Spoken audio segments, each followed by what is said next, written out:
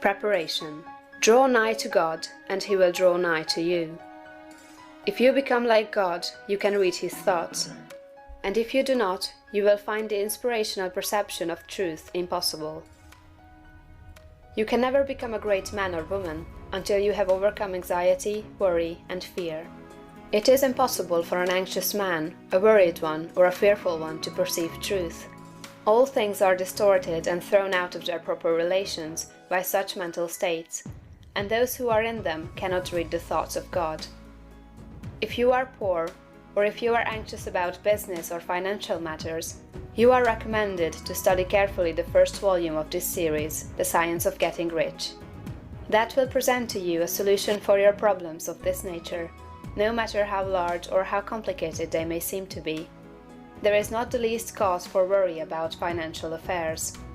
Every person who wills to do so may rise above want, have all he needs, and become rich.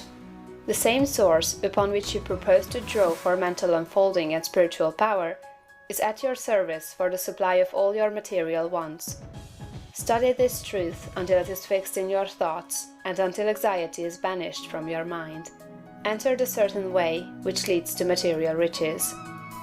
Again, if you are anxious or worried about your health, realize it is possible for you to attain perfect health so that you may have strength sufficient for all that you wish to do and more.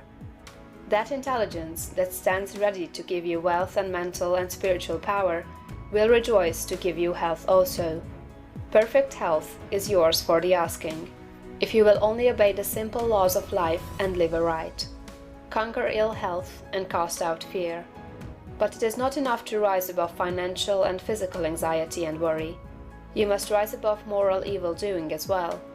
Sound your inner consciousness now for the motives that actuate you and make sure they are right.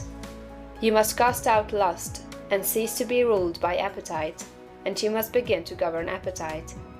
You must eat only to satisfy hunger, never for gluttonous pleasure. And in all things you must make the flesh obey the spirit. You must lay aside greed. Have no unworthy motive in your desire to become rich and powerful.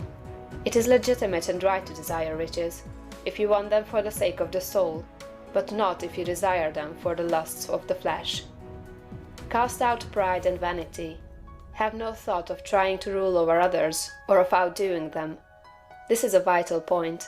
There is no temptation so insidious as the selfish desire to rule over others. Nothing so appeals to the average man or woman as to sit in the uppermost places at feasts, to be respectfully saluted in the marketplace, and to be called rabbi, master. To exercise some sort of control over others is the secret motive of every selfish person. The struggle for power over others is the battle of the competitive world, and you must rise above that world and its motives and aspirations and seek only for life. Cast out envy. You can have all that you want, and you need not envy any man what he has. Above all things, see to it that you do not hold malice or enmity toward anyone. To do so cuts you off from the mind whose treasures you seek to make your own. He that loves not his brother loves not God.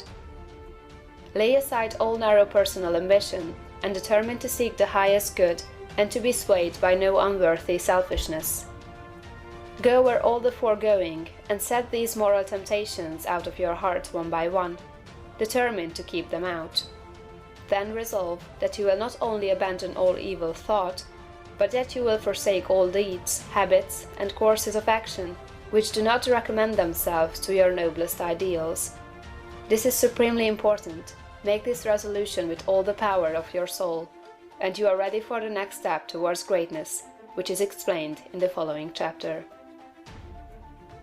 End of chapter 5.